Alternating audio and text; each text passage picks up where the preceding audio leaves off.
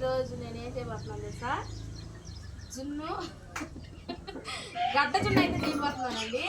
అంటే చాలా మంది ఏం చేస్తారంటే ఏదో పౌడర్లు వేసి గడ్డ జున్ను చేస్తారండి. అది కాదు, మేము ఒరిజినల్ జున్ను పాలతోటి గడ్డ జున్ను అయితే చేయబోతున్నాం అనమాట.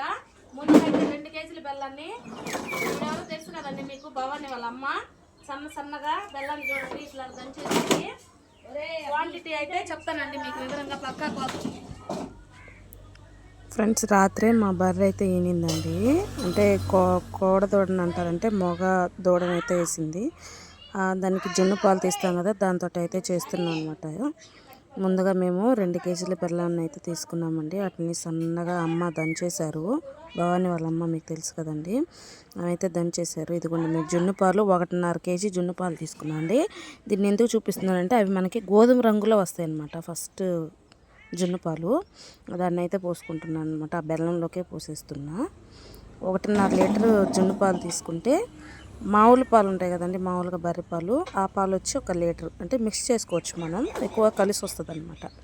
1 లీటర్ పాలు, జున్ను పాలు 1.5 లీటర్ అయితే తీసుకున్నాం. మొత్తం 2.5 లీటర్ పాలకి 2 కేజీల బెల్లం అయితే వేసాం. క్వాంటిటీ అయితే ఇదేనండి. కరెక్ట్గా అన్నిటిని బెల్లం చిన్నగా దంచాం కాబట్టి అవన్నీ బాగా కరిగిపోయేంత వరకు ఇట్లా తిప్పుకున్నానండి చేతితోటి. క్వాంటిటీ అయితే ఇదేనండి. 2.5 కేజీ పాలకి 2 కేజీల బెల్లం వేసుకున్నాం. ఇప్పుడు 1.5 కేజీ పాలు ఉన్నాయనుకోండి, 3/4 కేజీ. స్వీట్ ఎక్కువ కావాలనుకుంటే కేజీ కూడా వేసుకోవచ్చు. ఈ విధంగా అన్నీ మిక్స్ అయిన తర్వాత దీంట్లో మిరియాలు, యాలక్కాయలు మిక్స్ అయితే పట్టి ఆ పౌడర్ అయితే వేసుకున్నామండి. అది మిస్ అయింది, సారీ అండి. అలాగే బెల్లం అయితే అంతా కరిగిపోయిందండి. దీన్ని ఇట్లా మూత పెట్టేసి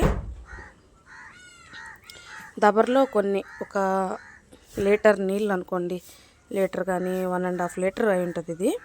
ఆ నీళ్ళు అయితే దబర్లో పోసుకొని ఇట్లా పొయ్యి మీద అయితే పెట్టేసుకున్నాం. కొంచెం వేడెక్కగానే ఈ గిన్నె తీసి దాంట్లో అయితే పెట్టేస్తున్నామండి. చూడండి, ఇట్లా మనకి సరిపడా దబర్ తీసుకోవాలన్నమాట. మనం దేంట్లో పాలు తీసుకున్నామో దానికి పెద్దదిగా ఉంటే, అంటే మునగాలి కూడా అట్లా దబర సెట్ అయ్యేట్టుగా మనం తీసుకుంటే పర్ఫెక్ట్గా ఉడుకుతుంది అనమాట. ఈ విధంగా అయితే ఉడికేసిందండి. ఉడికేసిన దాన్ని మేము దించుకొని ఆ నైట్ అంతా కూడా ఫ్రిడ్జ్లో అయితే పెట్టేసుకున్నామండి. ఫ్రిడ్జ్లో కంపల్సరీగా పెట్టాలండి, అప్పుడే దాని టేస్ట్ చాలా బాగా వస్తుంది అనమాట. నేను తెల్లారే లేచి ఆ ఫ్రిడ్జ్లోంచి తీసేసాను అనమాట. అంటే అది ఉడకడానికి నాకు హాఫ్ అన్ అవర్ పట్టిందండి. అరగంట సేపట్లో ఉడికిపోయింది. ఆ నైట్ అంతా ఫ్రిడ్జ్లో పెట్టేసి తీసేసుకున్నాం అనమాట. మీరు కూడా ఇలాగే చేయండి, పర్ఫెక్ట్గా వస్తుంది. అయితే జోష్న నేను కుస్తీ పడతా ఉన్నాం అనమాట. అంటే కేకులుగా తినాలని అయితే ఫిక్స్ అయిపోయాం. అది ఎట్లా వస్తుందని అనుకున్నాం కానీ చాలా పర్ఫెక్ట్గా వచ్చింది. గిన్నె అయితే ఫోల్డ్ చేస్తే ఒక రాగానే ఓడలేదండి. చాలా కేక్గా రావడం వల్ల అది చాలా టైట్గా, అంటే గట్టిగా అనిపించింది అనమాట. ఇట్లా ప్రెస్ చేసిన తర్వాత ఒక 2-3 సార్లు ఎత్తి కొడితే అప్పుడు వచ్చింది. Wow, super! చూడండి ఎంత బాగా వచ్చిందండి. పైన జ్యూసీగా అసలు బ్రెడ్ కేక్ అంటారు కదా, ఆ మోడల్లో ఉందన్నమాట చూడటానికి. అయితే నేనైతే ముక్కలకు వస్తున్నాను చూడండి. అసలు చూస్తేనే అంత నోరు ఊరిపోతుంది. నేను కట్ చేస్తుంటే హ్యాపీ బర్త్డే టు యూ అని పిల్లలు ఆట పెట్టేస్తున్నారు అనమాట. అసలు ఎంత బాగా వచ్చిందండి జున్ను, గడ్డ జున్ను. ఇది మనకు అనుకున్నప్పుడల్లా దొరకండి, బర్రెలు ఈనప్పుడే ఇది చేసుకోగలం అనమాట. చూడండి ఎంత గడ్డగా వచ్చిందో. సూపర్ అంటే సూపర్గా వచ్చిందండి. ఇది చాలా బాగా నచ్చింది నాకైతే. ముందైతే 2 ముక్కలు గబగబా కోసేసాం. బావగారికి అయితే ఇచ్చేసామండి ఫస్ట్. తర్వాత చిన్న ముక్కలు కోసుకొని మేమైతే తింటున్నాం అనమాట. జోష్న అయితే నాకైతే పెట్టేస్తుంది కోసేసి. చూసారా, జున్ను అయితే ఇట్లా ప్రాసెస్లో మేము ఎప్పుడు చేసినా ఇట్లాగే చేసుకుంటామండి.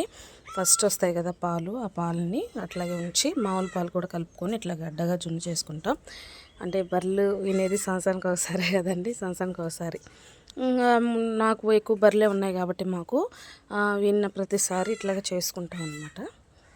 సంవత్సరంలో ఒక 5-6 సార్లు అనుకోండి, అప్పుడు ఇట్లా కుదురుతుంది అన్నమాట. చూడండి ఎంత కేక్గా వచ్చిందని నాకు చాలా సంతోషం వేసిందండి. సూపర్గా వచ్చిందని. మెజర్మెంట్స్ అయితే మీరు ఇట్లా కరెక్ట్గా వేసుకున్నారంటే చాలా